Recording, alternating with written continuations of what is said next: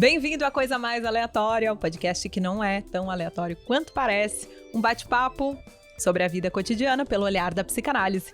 Aqui no estúdio, eu, Marta Gomes, estudante de psicologia e psicanálise, e minha parceira de toda semana, psicanalista Bianca Ahane. Bem-vinda! Olá, pessoal! Olha, esse é um episódio especialmente diferente, Bianca. Não sei se você concorda comigo, porque é o primeiro que a gente grava depois de lançar o podcast. Todos os episódios até aqui que você ouviu já estavam gravados antes da gente lançar.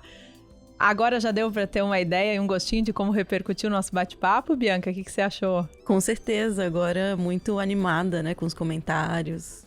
O pessoal nos dando as impressões, né, gostando. Eu escutei muito o pessoal dizendo, não acredito que eu vou ter que esperar 15 dias pro próximo. Que bom que vocês estão gostando, né? Que bom que vocês estão ávidos por mais. O pessoal tá querendo a mesma frequência da terapia, né? Uma vez por semana. Pois é. Calma, a gente tá estudando isso.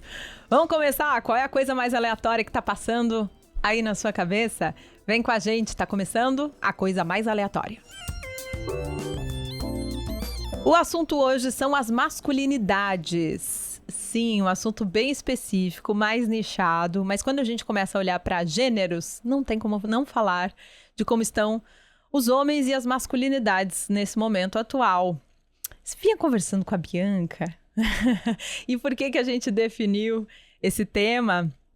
Eu não sei, Bianca, para mim me parece às vezes, eu como mulher solteira, tá trazendo depoimento aí, uns 2 anos mais ou menos eu tô solteira, tem impressão de que eu pelo menos vejo alguns homens assim como sujeitos desbussolados, quase que perdidos, assim, fazendo abordagens bizarras na hora da sedução, ali do amor, umas coisas atrapalhadas, e especialmente sem enxergar que ali não existe só uma mulher objeto sexual, mas que existe um sujeito também, né? Não é só um objeto do desejo dele, mas ela também é alguém que deseja, que merece ser escutada. Me parece muito isso, assim, eu tenho a impressão de que eles esquecem de escutar, de ouvir. Ai, olha o tamanho da pergunta, né? Que eu tô elaborando aqui contigo, tá? Tá certo. Eu acho que quando eu começar a ouvir tu falar, eu vou conseguir botar mais em palavras isso que eu sinto. Tá, eu acho que você tá falando de uma masculinidade moderna, né, de novos modelos de masculinidade que vem surgindo na contemporaneidade a partir do avanço do feminismo, a partir do avanço, enfim, de vários avanços sociais, né, e que os novos homens estão aprendendo a ocupar um novo lugar e parece meio estranho para eles. É disso que você tá falando? Total. Bom, parece que sim, né? Parece que a gente tem novas performances. É importante pensar aqui, colocar, né, que a gente pensa gênero dentro de toda a psicologia e também na psicanálise enquanto uma performance, parte de uma subjetividade social, e que então parece que os homens, assim como as mulheres, estão aprendendo a performar uma masculinidade diferente. E as mulheres então ocupar uma feminilidade diferente, né? E acho que eles estão descobrindo ainda qual é o caminho, né? Até porque esses novos homens foram criados pelos antigos homens, né? Uhum. Numa antiga lógica, não só pelos antigos homens, mas numa antiga lógica de gênero, de uma organização social, binária, das funções sociais do gênero, né? A função do homem. A gente ensina o menino a ser homem, a gente ensina a menina a se comportar como uma mulher, né? Então, eu acho até importante a gente falar disso, né? Desmascarar um pouco dessa coisa da natureza instintiva, que aparece muito no discurso coletivo social, de que o homem é violento por natureza, o homem, né, foi feito para a guerra, ou, por ser o sexo forte, né, portanto mais frio, portanto menos emotivo, e a mulher naturalmente mais emotiva, uma coisa mais instintiva, biológica, mas que para a psicanálise, na verdade, isso fala muito mais de uma subjetividade social, de uma inserção na cultura, né? A divisão de gênero para a psicanálise como isso que é construído junto com a nossa educação, né? Bom, nascemos um corpo biológico com útero, sem útero, né? E aí, a partir disso, a gente se organiza, a gente vai chegando na cultura e vai descobrindo como é que se comporta essa coisa que eu sou. Então, eu sou menina, aí já tem... Isso tudo começa lá desde o chá revelação, né? O rosa, o azul, o quarto, a forma como a gente veste as crianças. E aí, a gente vai contando pra menina que ela tem que falar baixo, que ela não pode falar palavrão, que ela tem que se comportar, que ela tem que brincar de coisas mais comportadas, ela não pode se ralar. Enquanto o menino brinca de aventuras mais arriscadas, né? De brincadeiras um pouco mais violentas também, enfim. E aos poucos a gente vai modelando isso, que é uma performance, né? Então, acho que é importante a gente, primeiro, definir isso, como é a nossa visão de identidade de gênero na psicanálise, para daí a gente começar a pensar o que está acontecendo, então, nessa transição da antiga masculinidade para as novas masculinidades, né? Que pode estar desbussolando mesmo, né? Nesse lugar, assim, aprendendo a ocupar um novo lugar social de uma nova masculinidade, né? Até aproveitando a deixa... Tem esse livro aqui, Educar Meninos Não É Frescura, da Marina Esperanza, e eu trouxe porque ela traz relatos muito interessantes de mãe de menino, né?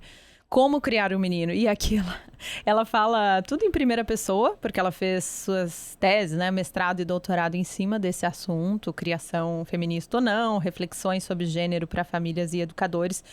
E eu vou dizer para vocês que é um livro para todo mundo, porque a infância, como dizem, é um terreno onde a gente nunca deixa de pisar a vida toda, né? A gente aprendeu muita coisa lá como referência. E uma das coisas que ela traz, que você abordou agora, era assim... e se o meu filho, menino, pede pra sair de casa usando uma bolsa? Ou de unha pintada? A gente deixa com aquele medinho, a gente não deixa, a gente repreende...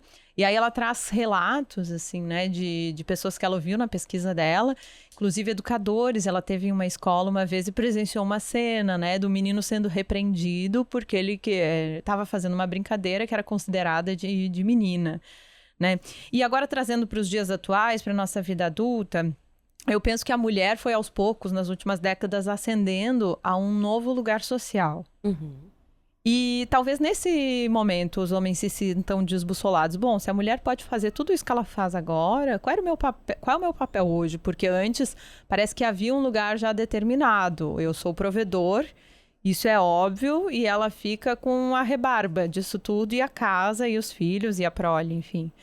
E a partir daí, qual é o meu papel agora, né? Já que essa mulher é tão, sei lá, autossuficiente, às vezes no imaginário deles, né?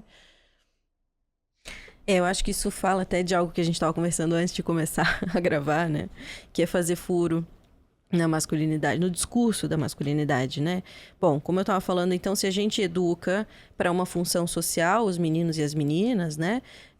Então, parece que, de alguma forma, educamos os meninos para isso, né? Para serem provedores, para serem rígidos, viris, fortes, né? Aqueles que comandam, os líderes. E aí, conforme a gente vai promovendo toda essa mudança social, e agora a gente vai tentando igualar, e eu tô longe de dizer que a gente já igualou, mas a gente vai tentando igualar gênero, né? E agora a gente tem mulheres mais potentes, né? Mulheres no mercado de trabalho também, então mulheres que não precisam mais ser providas, né? Não precisam mais ser sustentadas, que não estão dispostas a se submeter. Então, parece que a gente faz um furo nesse discurso da masculinidade, né? A gente faz um furo nessa função social que esse homem tinha antes. E agora ele precisa descobrir uma outra função para ele, né? E que não significa que não exista, né? Ele pode aprender a ocupar um outro lugar. Mas isso é muito caro. E eu acho que isso fala de algo que atravessa toda a nossa subjetividade, toda a nossa organização social, sem que a gente perceba, num lugar que é sempre muito caro falar de fazer furo na masculinidade. Eu até vou falar de um exemplo que eu vi, acho que foi semana passada no BBB. Não tô assistindo BBB, mas inevitavelmente aparece pra gente lá nas redes sociais, né? Parece que eles tiveram uma discussão e um cara falou pro outro, acho que foi o Bin Laden, falou pro Matheus, enquanto eles brigavam, falava, tá rebolando? Tá falando e rebolando? E isso causou dentro da casa uma coisa, assim, que eles falaram, não, mas peraí, você tá ferindo a masculinidade dele. Isso é um absurdo, isso é algo que não pode ser falado. E aqui fora também isso causou, assim, uma grande repercussão, falando, gente, isso é infalável. É infalável você falar para um homem que ele tá rebolando enquanto ele tá falando. Então é disso que eu tô falando, que é um assunto sempre muito, muito delicado, de algo que aparece, por vezes, muito sutil no nosso discurso, na nossa subjetividade social, mas que tá o tempo todo, que fala dessas funções de performance que a gente tem enquanto homem e mulher na sociedade, né? E falar de masculinidade é muito importante, Marta, porque a gente fala muito de feminismo e a gente fala muito sobre como as masculinidades afetam as mulheres. Mas a gente fala pouco de como as masculinidades afetam os homens, né? Causam sofrimento nos homens também. Eu trouxe até alguns dados, posso falar deles aqui? Claro. Eu já usei esse relatório algumas vezes para dar aula, até me lembrei dele aqui quando a gente falou do podcast, que é um relatório chamado Anuário Brasileiro de Segurança Pública. Ele é lançado todos os anos pelo Fórum Brasileiro de Segurança Pública de São Paulo. Esse que eu usei aqui é o de 2023. E lá eles trazem, muito interessante que eles trazem todos os dados sobre criminalidade, tudo que passa pela segurança pública no Brasil. E se você olhar aqueles dados, você vai descobrir que quem mais morre no Brasil são os homens. Claro, quem mais sofre violência doméstica, violência sexual são as mulheres. Quem mais produz violência são os homens. Mas tem algo que a gente precisa notar que está acontecendo aí, que quem mais morre são os homens. E tem alguns dados aqui, por exemplo, índice de mortes violentas intencionais. De 2022, foram 47.452 vítimas. Dessas, 91% são do sexo masculino. Então, 91% das mortes violentas intencionais foram homens que morreram, né? Vítimas. Letalidade policial, 6.429 mortes em intervenções policiais, 17 por dia.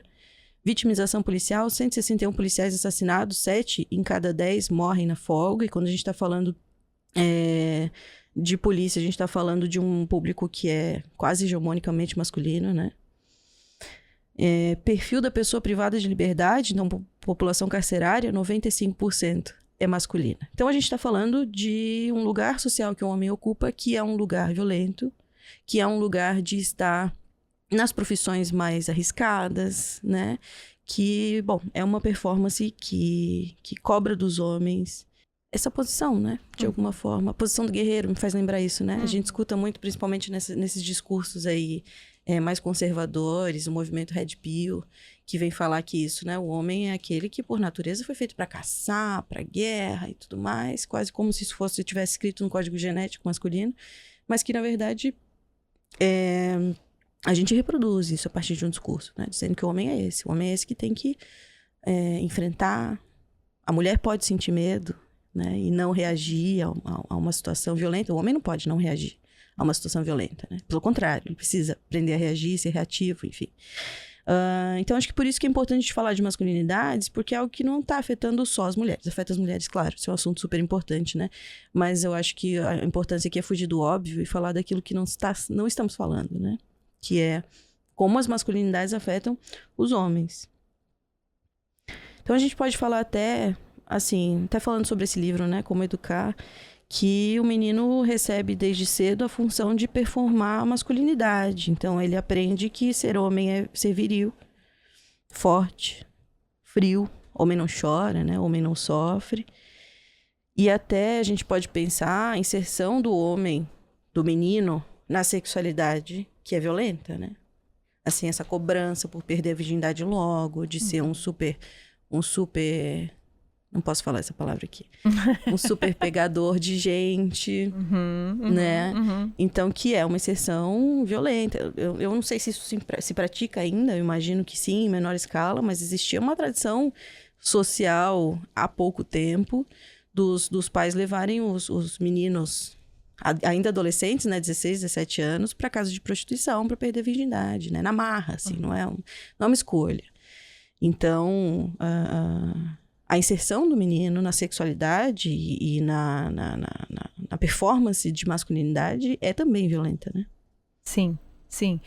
Eu acho que é nesse próprio livro, Bianca, que tem uma cena que é narrada que me tocou muito. Eu já trabalhei em creche, né? E já vi todo tipo de cena que envolve e que às vezes iguala os gêneros ali, né? Na infância. Como, por exemplo, situação de fragilidade, uma criança que tem medo de alguma proposta, alguma brincadeira ou alguma situação que ocorre ali na dinâmica infantil. E o quanto as meninas são acolhidas nesse momento, como, bom, aqui você pode chorar, né, no meu colo, e os meninos não, já vem um discurso de, bom, você precisa ser forte nessa hora. é o que se espera de um homem na nossa sociedade. E o quanto isso é violento e agressivo para uma criança que está formando toda a sua subjetividade, né? Às vezes precisa de um lugar de acolhimento e não encontra. E ele vai crescer assim, nessa lógica social. De que, bom, eu não posso chorar, que foi o que você falou agora há pouco, né? O quanto a gente não está disposto, enquanto sociedade, a permitir que esse homem também tenha um lugar para falar de seus sentimentos e sensibilidade desde lá atrás, que é isso que vai formar o sujeito adulto, né? É importante a gente pensar que o processo de educação, que a gente chama essa coisa de educar as crianças, ele é um processo de organização subjetiva, onde a gente diz para elas o que é a vida, né? E como é que você se comporta? O que a sociedade como um todo espera de você? Então, desde de antes de nascer, a gente já está dizendo que a gente espera que você seja um menino, ou que a gente espera que você seja uma menina. E que por ser um menino ou uma menina, a gente espera que você se comporte de tal modo, né? Isso está em todo o discurso social. Atravessa não só a educação dos pais, a educação da escola, as nossas relações sociais todas, né? E uma dúvida que eu tenho esse sujeito desbussolado que às vezes não sabe o que fazer, né, com uma mulher que às vezes poderosa que tá do lado dele. Eu lembro que você trouxe pra mim aqui quando a gente conversava em off o exemplo da Bruna Luiz, aquela comediante. Sim. Que é super empoderada, que faz piadas. Eu particularmente adoro ela, sigo ela no Instagram e muitas vezes por ser também bonita, ter sucesso, né, ter fama, o quanto isso pode intimidar os homens, e ela fala sobre um desencontro que tem ali, né, nas relações por causa disso também. Existe, às vezes, um pouco isso, porque eu, particularmente, vou te trazer o relato aqui, tá? Eu tenho várias amigas contemporâneas minhas, da mesma idade, que trazem isso e, às vezes, se contentam com homens bem mais ou menos. Tem fenômenos que estão acontecendo também, acho que eu mandei pra ti no Instagram, que tem até nome, tá? Esses dias eu mandei para um grupo de amigos. Gente, o que eu faço tem nome. Nome em inglês ainda, que é boy sober, que é sobriedade de homem. Você passar um tempo, numa boa, eu vou tirar um ano sabático comigo mesma, vou viajar, vou endereçar meu investimento emocional, afetivo a mim mesma, né? E foi uma posição que eu adotei sem me dar conta que eu estava adotando, porque eu simplesmente estou de saco cheio de conhecer gente que não vale a pena, e tenho ficado tranquilamente em casa, passado meus fins de semana com a minha cachorra, por exemplo, com os meus amigos comendo pizza, né? E sem que isso seja uma noia. Eu lembro que quando eu terminei meu casamento, eu pensei, agora eu vou buscar outra relação. E me parece que as mulheres estão aqui, voando, lá no alto, e os homens estão aqui. Né? O que está acontecendo nesse desencontro aí, que o discurso não é só meu, né? Tem um movimento mundial, que é o boy sober, que as mulheres estão adotando. E quando termina esse boy sober, elas até entrevistaram uma menina que decidiu fazer isso, e no final ela falou, e aí eu hoje namoro. E quando eu conheci meu namorado, foi uma coisa tão despretensiosa que eu não fiquei me perguntando, eu quero uma relação desesperadamente ou realmente eu tô interessada nessa pessoa? Eu tinha certeza que eu tava interessada nessa pessoa porque eu não tava em busca de uma relação. Né? Justamente por isso, esse não desespero por uma relação, estar bem ali, né? Não necessidade, né? Isso, não necessidade. Tapar um buraco, um furo. Porque parece que as mulheres também são criadas nesse lugar, de que, bom, sempre tá faltando alguma coisa. Ela pode ser um sucesso em vários aspectos, mas se não tá com um relacionamento... Eu recebo toda hora, né? Eu posto fotos com os meus amigos. Ai, Marta, mas tu e o fulano, né? Ia dar um casal bonito. As pessoas nem sabem como é que é a nossa relação de amizade. Se ele já não tem namorado, se eu não tenho. E quando percebem que eu não tenho, elas ficam tentando achar um namorado pra mim. Desesperadamente. Como se... eu não me bastasse. Como se eu fosse sempre uma metade ambulante, andando por aí. E não alguém completo. E ok, se vier alguém legal. Sim. Eu acho que você está falando de um movimento, né, de de mudanças sociais e de novas descobertas, assim, de como ocupar esses novos lugares, tanto para as mulheres como para os homens. Então, se para os homens eles estão aprendendo que não é mais pela via de ser provedor, de ser o líder da casa, de ser o comandante, e eles estão tentando descobrir esse novo lugar, para as mulheres também, né? Porque as mulheres também estão aprendendo que elas não precisam mais se submeter, né? Que elas não precisam, mas eu acho que só o não precisa mais já é uma grande coisa, né? Então, eu acho que para as mulheres também, elas estão tentando entender qual é a função, então, dessa relação na vida delas, né? Se não é para prover, se não é para esse que vai direcionar minha vida, que vai dizer o que eu sou, porque se sozinho eu já sei dizer o que eu sou e já me banco, né? Enfim, eu acho que é um momento de descoberta para ambos, né? Para todos, assim. De tentar descobrir, então, qual é a função dessa relação, dessas relações, né? Do casamento na contemporaneidade. Se já não precisamos mais um dos outros. E eu acho que isso fala até... Agora me veio um insight grande, assim, de algo que eu só pensei agora, tá? Eu acho que isso fala até de algo de uma cultura neoliberal, de uma cultura da produtividade, de que tudo tem que ter uma utilidade. Se o meu namorado não tem uma utilidade de vir e agregar em alguma coisa na minha vida, então não tem por que eu namorar. Faz sentido isso? Claro, total. Porque, mas aí a gente precisa pensar que, assim como a gente falou no episódio sobre relacionamento, sobre o amor, que às vezes o amor não é útil mesmo. Não é pra ser útil. Não, e não é pra ter lógica. Nem porque lógica. muitas vezes, isso não é de hoje, a gente vê... olha lá, fulano, não combina com fulano, ó. Nada a ver, mas não tem uma explicação lógica, muitas vezes, né? A gente fica tentando achar lógica no amor. E uma utilidade. E a utilidade. Bom, talvez quando a gente aprender a desutilizar o amor, a gente encontre uma outra função pra ele, né? Aí ele aconteça. Talvez ele fique mais agradável, acho que esse é o ponto, né? Uhum. A gente fala até que da gente parar dessa produtividade tóxica, para usar um termo do discurso comum aí. Eu vi esses dias algo no Instagram, tipo assim... Para um pouco, você pode ser inútil por um tempo, sabe? Você pode ter alguns hobbies que não precisam virar um trabalho, os hobbies não precisam necessariamente monetizar. Você pode ter um hobby só por ter um hobby. Tocar um instrumento só porque você quer tocar um instrumento. Enfim, né? Pintar uma tela sem vender ela.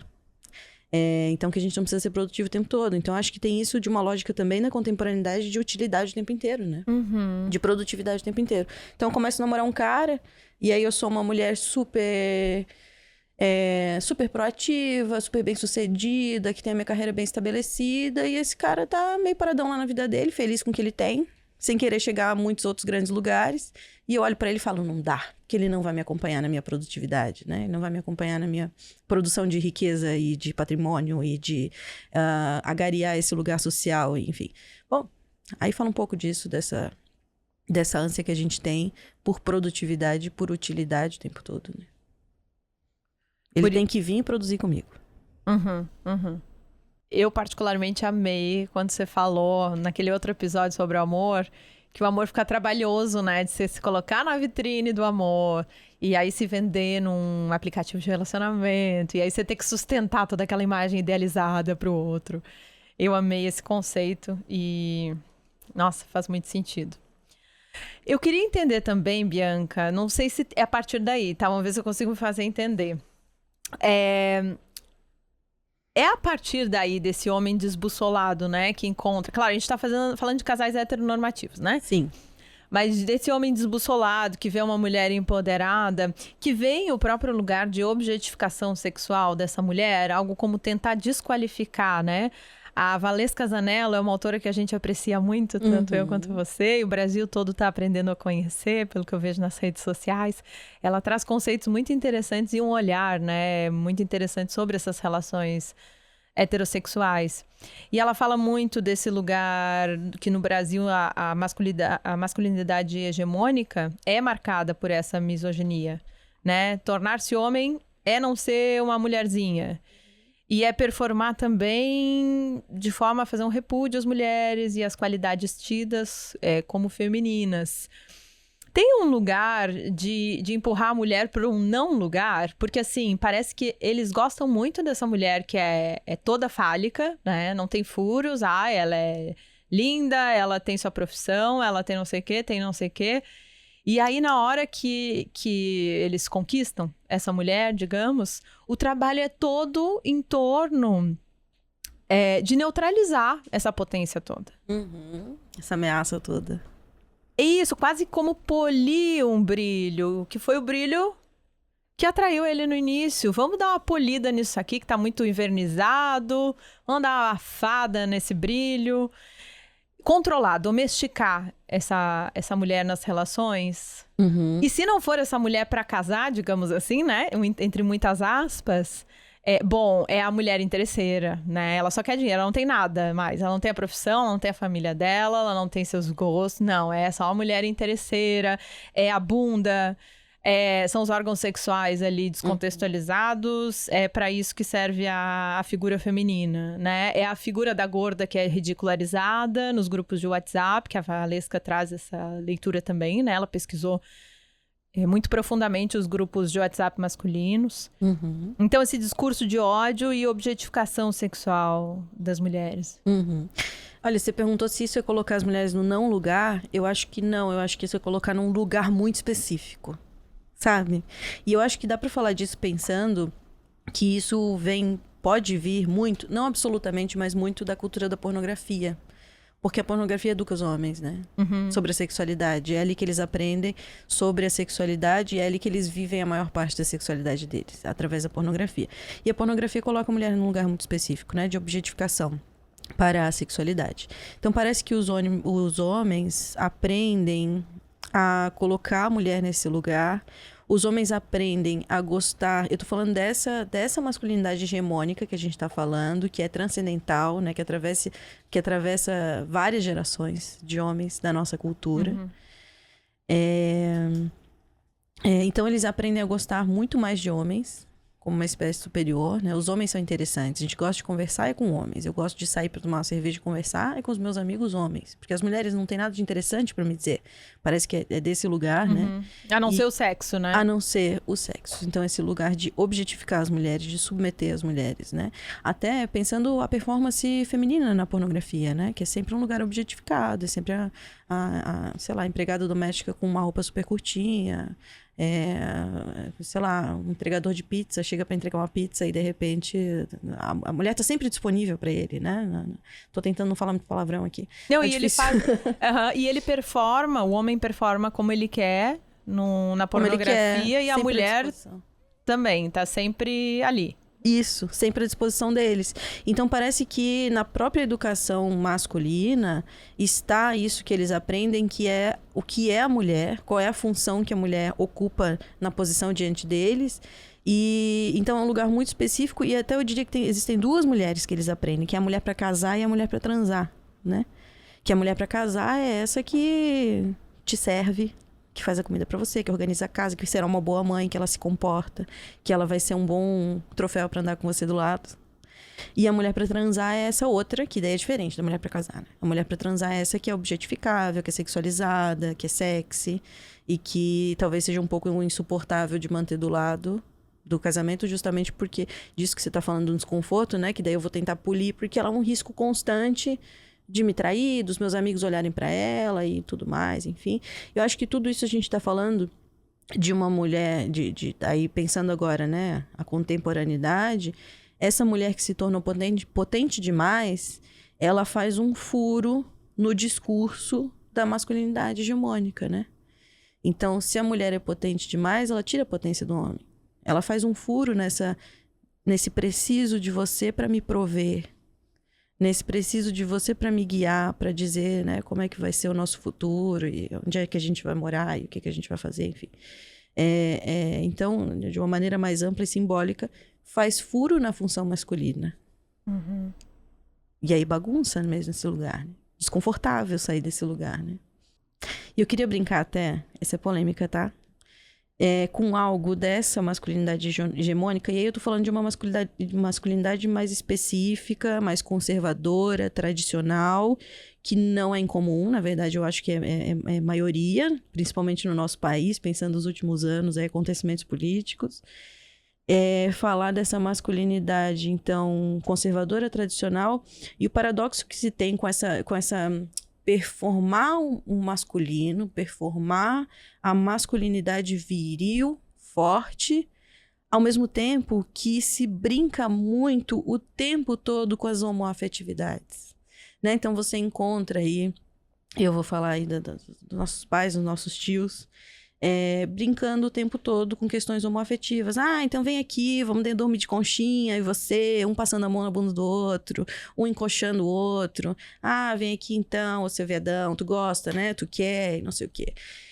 Que é o paradoxo que é isso, né? De performar a virilidade o tempo todo e brincar com a homoafetividade o tempo todo, né? E a gente pode pensar isso até no episódio...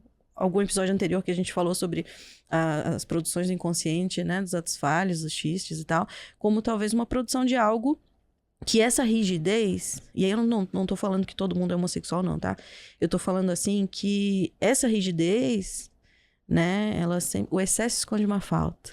É uma frase do Freud, né? Que essa rigidez, ela talvez esteja produzindo aí algo de que, bom, outras coisas não possam aparecer por uma via mais naturalizada, então elas aparecem nas piadinhas, elas aparecem assim, né? De um jeito meio chistoso, meio sarcástico. Eu lembrei agora que a Valesca fala, né, que quem avalia as mulheres na nossa cultura, física e moralmente, são os homens. E quem avalia os homens na nossa cultura são os próprios homens. Essa coisa de se colocar à prova com relação ao vizinho, ao irmão, ao cunhado, sempre se colocar ali, né, e se comparar e, bom, eu quero ser o Neymar. Quem são os ídolos da nossa cultura também, né? Nesse contexto. E como eles se comparam a eles mesmos ali, né? Sim. É muito interessante que a Valesca fala sobre a questão da broderagem, né? Ela fala da casa dos homens, que é esse lugar de homens protegendo homens, também homens julgando homens o tempo todo, né? Então, se um cara vai lá e se coloca e fala, cara, que feio isso, você tá falando aí objetificando uma mulher, que isso? Que esse cara vai ser chamado de boiola, né? Enfim, então ele é julgado por homens o tempo todo, que perpetua algo dessa masculinidade hegemônica, né? Conservadora. E que ela fala também dessa coisa da broderagem, que é homem passando pano para homem também. Vendo ele falar que cometeu um abuso sexual e rindo, e achando legal, né? Ah, ela tava quase dormindo, inconsciente, eu fui lá e fiz, e os caras olham para isso rindo, achando que tudo bem, né? Então, talvez o maior desafio dessas novas masculinidades para tentar romper esse laço com o conservadorismo, com essa masculinidade tradicional, talvez o maior desafio seja romper a broderagem, né? É conseguir bater de frente contra os homens mesmo. É conseguir dizer, olha, essa masculinidade aí não cabe mais, né? Só que isso traz consequências, é claro. Isso tem um preço alto, né, Bianca? Perder privilégios, né? Exato. E o homem poder se questionar e questionar, poxa, você tá mandando nude da ex. Isso é feio, cara. Né? Se posicionar tem um preço. Tu dizer, olha que ridículo isso que você tá fazendo, não precisa disso. E aí, tá muito sensível, o lugar do viadinho, né? Então, esse lugar do masculino é marcado também por essa violência, de suportar mais violências, né? Porque você tá ali em grupos masculinos que te dão um lugar, te chancelam como homem também, porque se você suporta aquilo ali, é homem, né? E performar essa misoginia, né? Parece que é fazer com que você continue se tornando parte daquele clubinho, né? Uma carteirinha de pertencimento, que nem falam. Para manter a sua masculinidade diante do olhar desses brothers. O quanto você... Fala-se também em masculinidade frágil. Talvez esteja aí também um pouco dessa masculinidade, desse conceito, né, de masculinidade frágil, que é precisar desse olhar desses coleguinhas. Dessa afirmação o tempo todo. Dessa afirmação, para poder se entender num lugar identitário de homem, de masculinidade. Claro, porque chacoalhar esse lugar, a casa dos homens, como chama a Valesca Zanello, né? Chacoalhar esse lugar é perder privilégio, né? Agora, eu comecei falando desse podcast, nesse episódio de hoje, sobre como a masculinidade afeta os homens também, faz sofrer os homens também, é tóxica para os homens também. Então, assim, é possível, é preciso perder privilégios para ganhar algo, né, de novos lugares sociais, de ocupar novas funções, enfim. Então, perde e ganha, né? Mas é preciso perder privilégios. E talvez por isso seja tão difícil mexer nessa estrutura, né? Sabe que eu tava pensando agora? Que às vezes, eu vou te dizer, não vou te dizer que eu não tentei, tá? Conhecer pessoas interessantes nesse tempo, né? Que eu tô solteira. E aí, não demora muito para aparecer discursos que eu acho que eles mesmos não se escutam. Do tipo, tu faz tal coisa? Ganhou pontos comigo. Né? Até tem memes falando sobre isso na internet, né? Mas esses pontos são para usar no quê? Eu troco pelo quê, né? Que pontos são esses? Qual é a validade disso? E coisas assim, né? Como se, assim, eles estivessem acima do bem e do mal. Eu tô falando com Deus aqui, né? Não tô falando com um homem, um ser humano normal. Parece que eles se colocam acima e te julgam, né? Bom, tu ganhou pontos aqui, tu perdeu pontos ali. É quase um jeito de dizer me conquista, né? Vai, me conquista, você tá ganhando pontos, tá conseguindo, perdeu pontos, não tá conseguindo. Eu tô aqui para ser conquistado, não parece um jeito de dizer? E que não é comparável também com a coisa da cultura da pornografia, que ao mesmo tempo, isso é muito de um discurso social, né? Ao mesmo tempo que a mulher é objetificada nesse lugar, ela também é sempre a Valesca Casanello fala disso, né? Ela é sempre uma ameaça. Então, a mulher é a maçã da Eva, do homem, né? Ela é aquilo que leva o homem a cometer todos os pecados, porque ela provoca nele a virilidade, né? Quase como incontrolável. Então, a mulher é essa que está sempre provocativa, é essa que leva ele a cometer... Então, é até paradoxal nesse lugar, né? De que ao mesmo tempo que, olha só, tô aqui para ser conquistado... Então, vem e me conquiste, ganhe pontos ou perca pontos. Ao mesmo tempo que, para justificar algumas outras coisas, abusos sexuais e tudo mais, bom, ela provocou, né? Também ela posta foto de biquíni no Instagram. Como é que eu vou? Um cara muito viril, como é que eu vou sobreviver a isso, resistir a isso, né? Não é paradoxal? Não é contraditório o tempo todo? É tudo paradoxal, né? Porque a gente tem que ser inteligente, mas não muito numa relação heterossexual. A gente tem que passar batom e se cuidar, mas não vermelho, né? Vermelho pega mal. Unhas vermelhas também não dá. Tem que parecer meiga, mas também precisa ser astuta. O tempo todo, parece que impera um manual, né? De como se espera que seja a performance de uma mulher. Mas, às vezes, o básico esse homem não é capaz de entregar, né? Que é respeitar essa mulher como um sujeito. E querer, muitas vezes, neutralizar esse lugar. Como você falou, a mulher para casar é aquela mulher de quem se espera também uma performance mais neutralizada. Comportada. E por aí vai. É um dilema, né? E é um dilema também reaprender esses lugares. Eu vou te dizer, assim, que me chama cada vez mais atenção esses homens que estão começando a entender que é um novo momento, que são novos lugares e me interessam, sabe? Ainda ontem eu encontrei aleatoriamente 2 pessoas que eu não conhecia e eu percebia que o homem estava muito imbuído do seu próprio discurso, trazendo ele como uma grande verdade e pouco deixava eu conversar com a moça. E aí eu comecei a olhar para a moça e falar, isso, porque o discurso dela era muito mais rico que o dele. O dele estava imbuído muito de si mesmo, assim, sabe? Ele estava todo inflado, querendo contar as coisas dele. E que não eram tão interessantes quanto as questões que a menina estava abordando, né? Então, acho que as mulheres talvez se encontrem nesse lugar. E aquilo foi até meio simbólico. Agora que eu tô raciocinando e pensando nisso.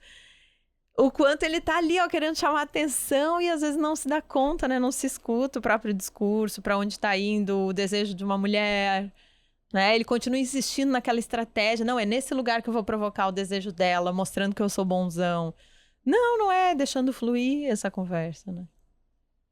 Eu acho que isso faz parte daquilo que eu falava antes, da gente educar os homens para liderança e educar as mulheres para uma subserviência, né?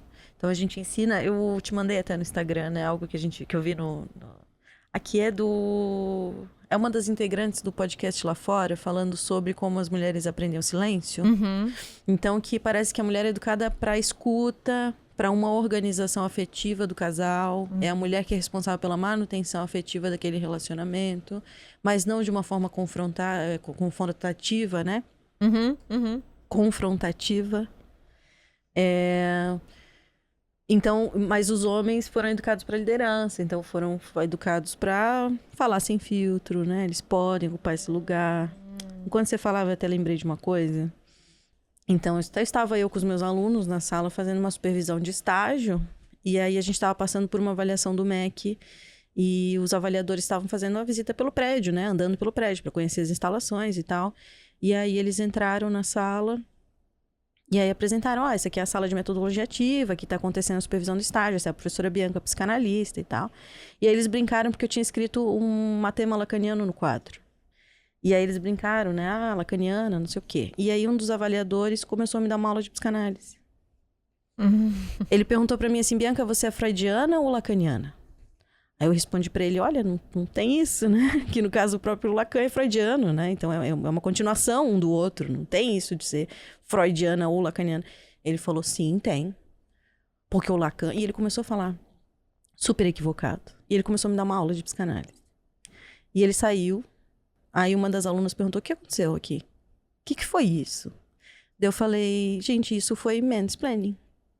Um cara, simplesmente por ser um cara, talvez também ocupando uma posição de poder, já que ele era o avaliador do MEC, estava ali para avaliar, né?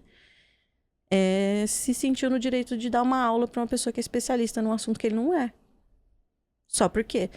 Porque eu sou mulher, talvez porque eu seja jovem também, tem muito disso, né?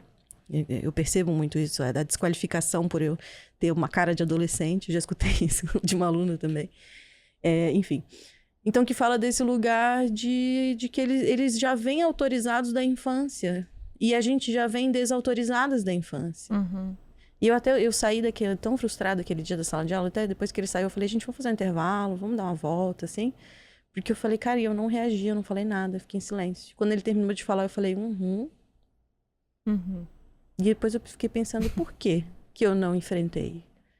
Porque é isso, eu fui educada pra me comportar. E falando disso também, eu lembrei agora de uma série que eu assisti esse final de semana, que eu acho que é muito legal, que já pode ficar para nossa indicação do quadro. Unbelievable, chama. Inacreditável é o nome da série. Que é muito legal, fala sobre um estuprador em série, que ele sabe como funciona a investigação da polícia lá nos Estados Unidos. Não lembro se é nos Estados Unidos, na Alemanha, enfim. E aí, ele sabe como funciona, então ele faz um ataque em cada estado diferente, sabendo que as delegacias, elas não se comunicam. Então, que cada delegacia ia investigar só um estupro. E ele não seria, então, né, não seria investigado como um estuprador em série. E aí, então, são vários estupros que ele vai fazendo e várias delegacias investigando, cada uma à sua maneira. E tem um dos casos que o investigador é um homem. E aí essa menina que foi estuprada, ela chama a polícia, o investigador começa a investigar e ele não acha provas, porque esse cara é super profissional, ele não deixa impressões digitais, ele vai de luva, ele não deixa nenhuma prova. E aí ele desacredita completamente dela. Ele fala, será que você não inventou isso? Porque você estava carente, precisando de atenção, e aí você inventou que uma pessoa entrou e te estuprou porque você estava precisando de atenção, não sei o quê. E aí ela sofre violência várias vezes. Então ela sofre a violência do estupro, depois ela sofre a violência da polícia que pressiona ela a escrever um novo relatório dizendo que ela mentiu. Depois ela sofre violência da mídia, que sai em repúdio em cima dela, dizendo que ela usou dos recursos policiais e ela se mentiu. Depois o Estado processa ela por calúnia e difamação. Assim, ela passa por uma sequência de coisas. Enquanto isso, na série, em outro lugar, as investigadoras são mulheres. E a coisa é conduzida de outra forma, muito diferente. E é muito legal essa série, porque ela fala, assim, as investigadoras mulheres falam da importância de que as investigadoras de crimes sexuais sejam mulheres, porque só uma mulher sabe a potência que é, a consequência que é um abuso sexual, né? Sofrido por uma vítima, mulher. Isso fala desse lugar, assim, e isso aparece na série também, como os homens eles não conseguem nem começar a imaginar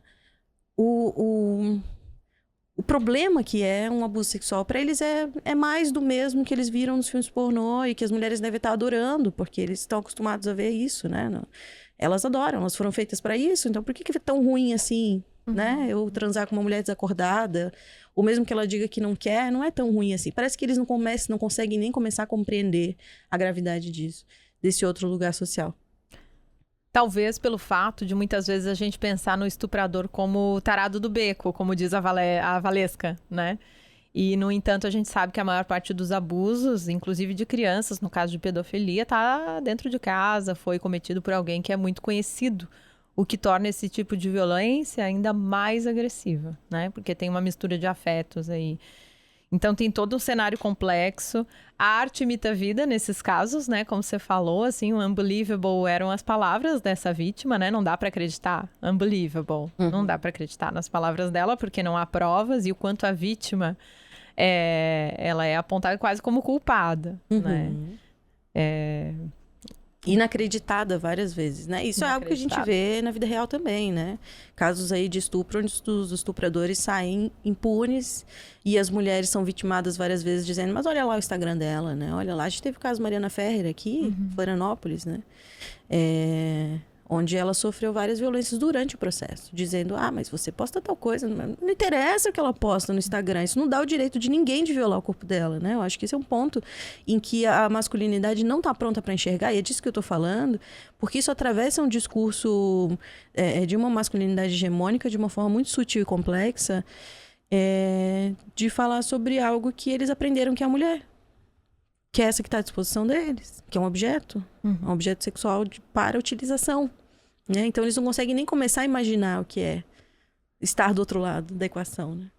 E aí a gente não precisa falar nem de casos extremos, né, Bianca? Porque essa postura feminina de sempre ter que provar, a gente não precisa estar falando de um estupro, de um assédio sexual, esse lugar de poder que é sempre masculino, por exemplo, nesse relato que você trouxe da sala de aula, né? Não importa se você tem cara de adolescente, se você é jovem não se você era lacaniano ou não. Você tinha que provar para ele quase que, bom, agora é o teu espaço para falar. Como é que você vai se defender das palavras de um avaliador do Ministério da Educação que sabe tanto, né? Na cabeça dele, né? Supostamente ele sabia muito. Então, a mulher sempre tem que provar, num caso de estupro, que ela é a vítima. Num caso de, né, suposto poder masculino ali, bom, você teria que provar que sabe, apesar de ter cara de jovem, né, que o seu lugar era de professora. Bom, parece que a gente tá sempre correndo atrás, né, tentando provar alguma coisa, né, para eles. Mas será que eles querem realmente entender que a gente tem isso? E essa coisa do silêncio que você trouxe eu achei muito interessante, né? A gente, como mulher, parece que aprende que o silêncio como uma forma de manter o bem-estar dos outros, né?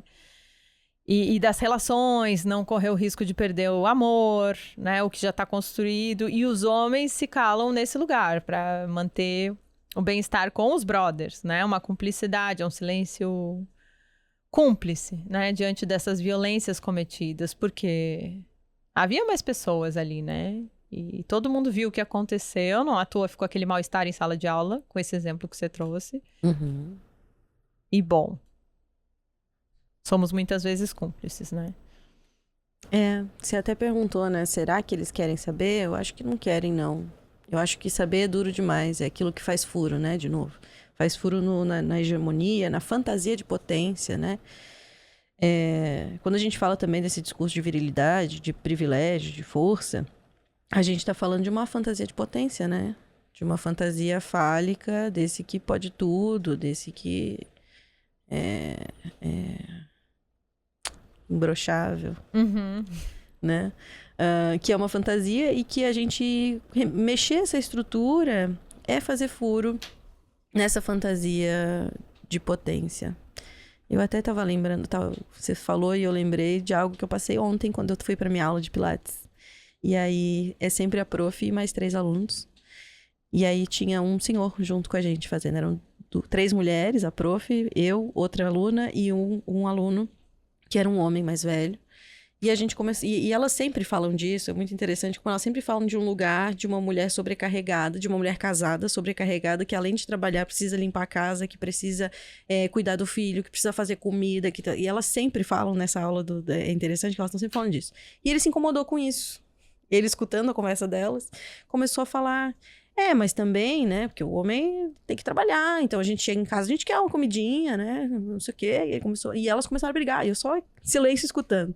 E elas começaram a bater de frente. Não, mas veja bem, né? Porque a gente tem várias funções, é divisão de tarefas, não sei o quê. E aí ele falou assim: não, pra mim, essa mulher que. Imagina, ele falou assim: imagina chegar em casa e eu precisar de uma roupa pra eu sair.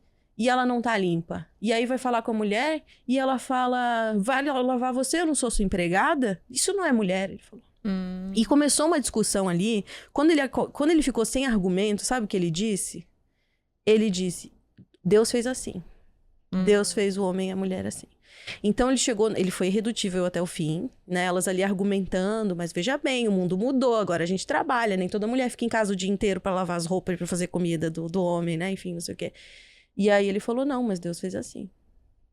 Empurra essa treta pra Deus. E acabou, ponto final, né? Eu acho que isso fala muito desse lugar de que não se quer escutar. Não se quer escutar essa demanda de uma mulher que quer igualdade, que quer potência também, que quer fantasia fálica também. Essa mulher também quer fantasia de potência. Também quer achar que pode tudo, né? É importante dizer que é achar, né? Porque a gente não pode. Ninguém pode tudo, né? Bom, os homens que querem escutar e que querem me escutar me interessam. Meu WhatsApp é...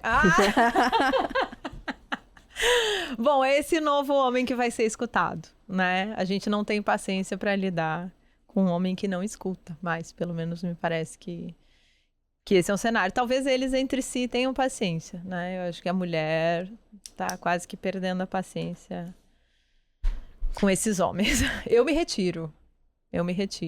Quando eu ouço um mansplaining que fala, né? A gente tá se acostumando ainda com esses termos em inglês, mas que, bom, dizem respeito a percepções sobre coisas que mundialmente acontecem, né? Em muitos países. O tempo todo, né? Me lembro do bullying, né? O bullying sempre aconteceu, só não tinha o nome de bullying na minha infância. Né? E que bom que a gente pode nomear e conversar sobre essas percepções que estão acontecendo agora, mas bom, já estava começando a provocar estranhamento, né?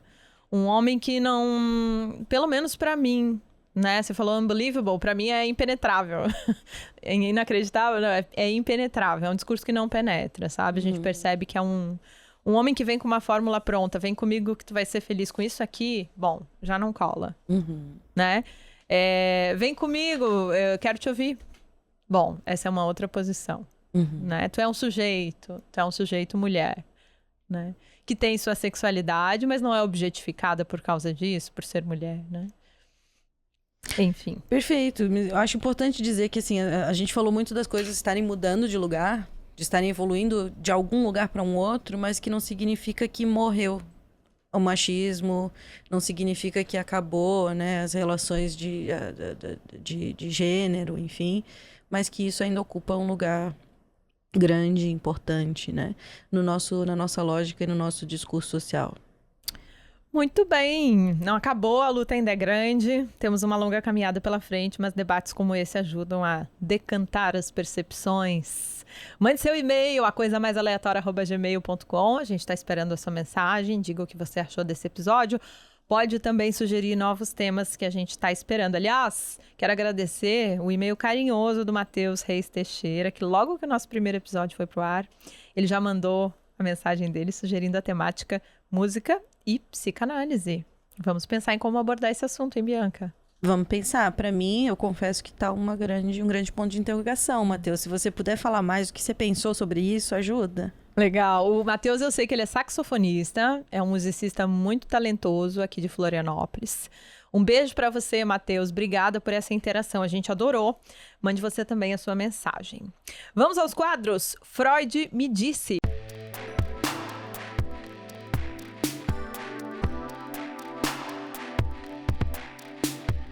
Olha, Marta, pensando o que a gente disse sobre o desafio de superação de privilégios, né, para que a masculinidade hegemônica possa dissolver de alguma forma, né, poder ocupar lugares diferentes, outros, me vem a frase do Freud que é: quem não é capaz de renunciar não escolhe coisa alguma. Que é assim, é preciso perder privilégios para que se possa ganhar alguma coisa, ocupar novos espaços, né? Então, Uma outra frase do Freud também é que cada escolha é uma renúncia, né? Então, para que a gente possa escolher algo, a gente sempre renuncia a algo. Às vezes renunciar de uma postura machista para poder ascender a outro lugar, né? De mais respeito com as mulheres. E quem sabe um lugar no meu coração. Bora, muito boa essa frase. Vamos ao próximo quadro. Peguei na estante.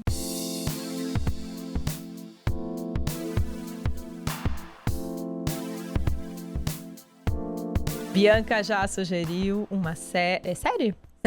Unbelievable. Netflix. Eu sugiro o livro da Marina Esperanza, que além de tudo é minha amiga, talentosíssima. Não é por isso que ela está aqui. O livro é incrível. Eu só comecei a lê-lo e... cada página E assim, ela vai trazendo aqui, gente, por meio dos QR Codes, dicas de séries, filmes e livros que abordam exatamente o que ela está falando. Então, é um livro, além de tudo, muito interativo. E ela traz toda a narrativa em primeira pessoa, não só como pesquisadora, mas como mãe de menino também. Então, ela tá dos dois lados do balcão, dá pra dizer, né? Que é muito fácil falar sobre maternidade dos outros se você não é mãe. Mas, nesse caso, ela traz a experiência dela também sobre criação de meninos. Tem tudo a ver com masculinidades e gênero. Eu queria indicar também um documentário que eu já indiquei aqui, mas é que tem tudo a ver com esse tema de hoje, que é Você Não Está Sozinha, também tá na Netflix. É a jornada de uma moça para denunciar um estupro coletivo que ela sofreu e poder provar isso, né? E a importância de toda uma rede que se formou a partir dessa denúncia, que muitas vezes é descredibilizada, né? E que isso não aconteceu, que a Espanha deu, naquela época, um exemplo de como agir diante de uma denúncia importante de uma vítima, que tinha pouquíssimas provas, né? Mas tinha algumas evidências, né? E, além de tudo, o podcast Casa dos Homens, que na verdade foi uma indicação de Bianca e me abriu a mente, se chama Clube Sentimental, e o nome do episódio acho que é Casa dos Homens, né? Não sei se a gente ouviu mesmo, Bianca, agora já tô... Eu acho que o nome do podcast é Vitamina D. Vitamina D, isso mesmo. E o nome do episódio é A Casa dos Homens. Boa. Que esse é potente, tá? Eu gosto demais, eu vou indicar também. Pra quem gostou desse tema e quer pensar um pouco mais sobre as masculinidades, escuta esse episódio aí. Valesca Zanello é uma pesquisadora psicanalista sobre as masculinidades. Ela vai pesquisar especificamente o que acontece dentro dos grupos de WhatsApp masculinos. É chocante. E ela descobre coisas. É chocante. É potente demais. Eu indico muito. Muito bem, Bianca, adorei nosso bate-papo, mais uma semana conversando com vocês sobre as coisas mais aleatórias que passam na nossa cabeça e que não é porque são aleatórias que não tem densidade. Adoro esse olhar psicanalítico que Bianca traz com toda a sua experiência sobre temas do cotidiano. Quer participar com a gente? Vou reforçar aqui, acoisamaisaleatoria@gmail.com. Obrigada, Bianca, mais uma vez. Daqui a 15 dias a gente se vê. Obrigada, Marta. Até logo. Até mais. Obrigada a você também que nos acompanhou até agora. Até daqui a 15 dias. Beijão.